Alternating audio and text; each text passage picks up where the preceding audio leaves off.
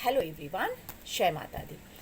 सो आप लोगों ने मुझसे पूछा हुआ है कि कोरोना की थर्ड वेव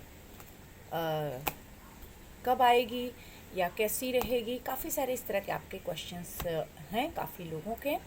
तो मैं आज उसी के ऊपर देखने चाह रही हूँ कि कोरोना की थर्ड वेव जो है वो कैसी रहेगी और उसका क्या इम्पैक्ट पड़ने वाला है, और क्या जिस तरह से first and second wave corona की बहुत परेशान की, बहुत डराई, क्या थर्ड वेव भी परेशान उसी तरह से करने वाली है। और उसके भी पहले मैं आप लोगों को ये एक चीज़ बताना चाहूँगी कि मैं यहाँ पे लिंक शेयर करूँगी कि कुछ महीने पहले मैंने जब चेक किया था थर्ड वेव का, तो उसमें मैंने कहा था तीसरी लहर ज़रूर आएगी और कोरोना की, लेकिन हो सकता है किसी और रूप में, किसी और नाम से ये लहर आए और हमें परेशान करे। तो आप अगर देखेंगे तो उसके बाद से डेल्टा नाम की बीमारी पता चल रही है, और अभी तो ये डेल्टा की बीमारी काफ़ी लोगों को आ भी चुकी है।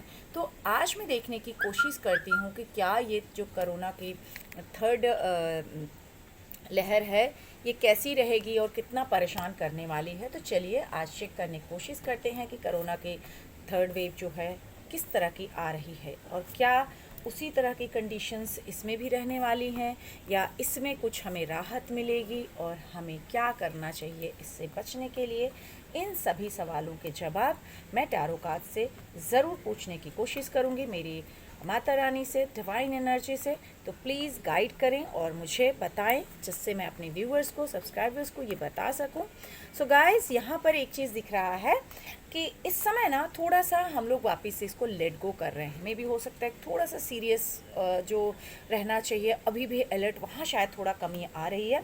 कुछ टाइम से ऐसा दिख रहा है कि लोग बोर हो रहे हैं, ट्रैवलिंग शुरू हो गई है, घूमना फिरना शुरू हो गया है।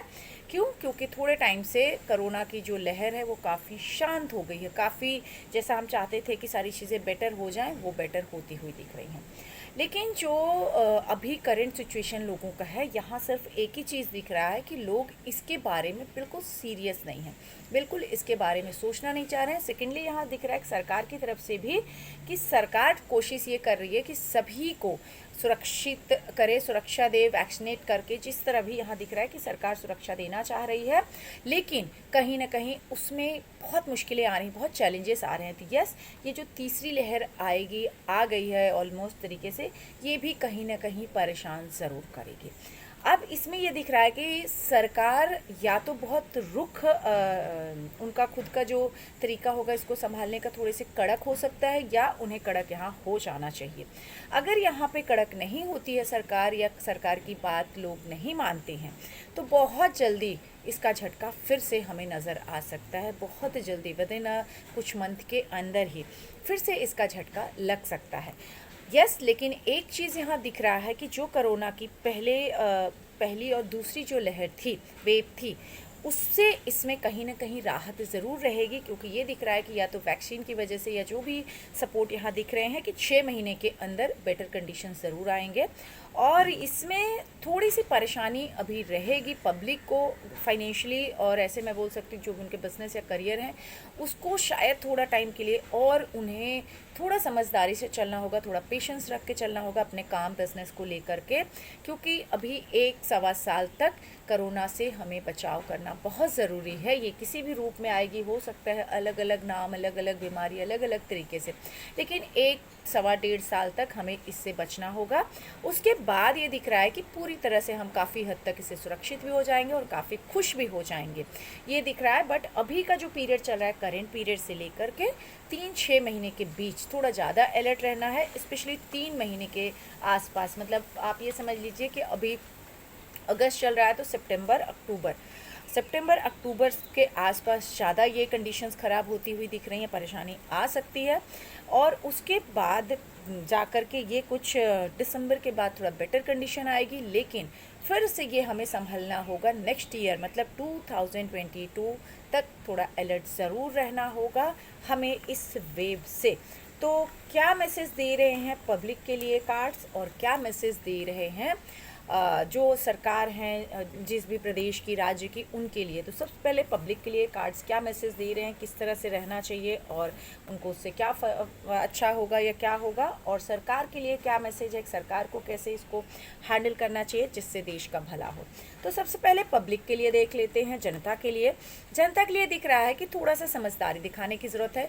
जिस तरह से हम कहते हैं कि पहले स्त्रियों को घर में रखती थी, स्त्रियां घर में रहती थी, और आज की डेट में सब रह रहे हैं, तो थोड़ा सा अपने आप को उस माहौल में चेंज करके देखें कि अगर घर में ज़्यादा रहना पड़े या ज़रूरत के हिसाब से सिर्फ बाहर निकले, जिसकी ज़रूरत है, जो काम है उतना ही अभी निकलें तो बेटर होगा, क्योंकि अभी भी ये घुमा सकता है, अभी भी डरा सकता है कोरोना किसी और रूप में आके। अभी ये कहीं ना कहीं वेट कर रहा है परेशान करने का। तो यहाँ ये दिख रहा है कि बिना ज़रूरत के ज़्यादा बाहर ना निकलें तो प्रिकॉशंस के साथ।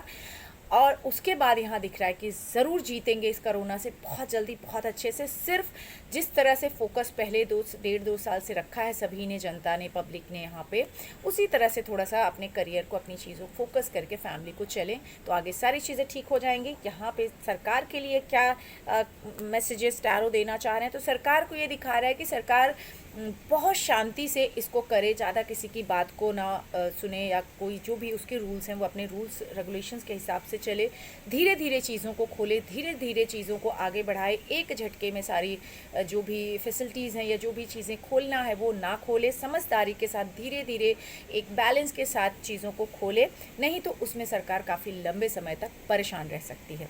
अगर सरकार यहाँ बैलेंस के साथ समझदारी चलती है तो बहुत जल्दी जनता बहुत खुश हो जाएगी और सरकार को उससे बहुत बहुत राहत मिलने वाली है, और फाइनेंशियली भी जनता बहुत खुश होगी, जिसमें सरकार अगर थोड़ा सा पेशेंस इस समय रखे और जनता सरकार का साथ दे तो जल्दी से जल्दी सारी चीज़ें अच्छी होंगी। उम्मीद करती हूँ कि आप लोगों की रीडिंग ज़रूर पसंद आई होगी, और अपनों का ख्याल रखिएगा, मस्त रहिएगा, लेकिन अलर्ट रहिए, क्योंकि अभी कोरोना गया नहीं है, तो उसको भगाना बहुत ज़रूरी है, ताकि फिर से जीवन हमें वैसे ही जीना है, वैसे ही मुस्कुराना है जैसे हम कभी जीते थे। तो ध्यान रखिए और खुश रहिए।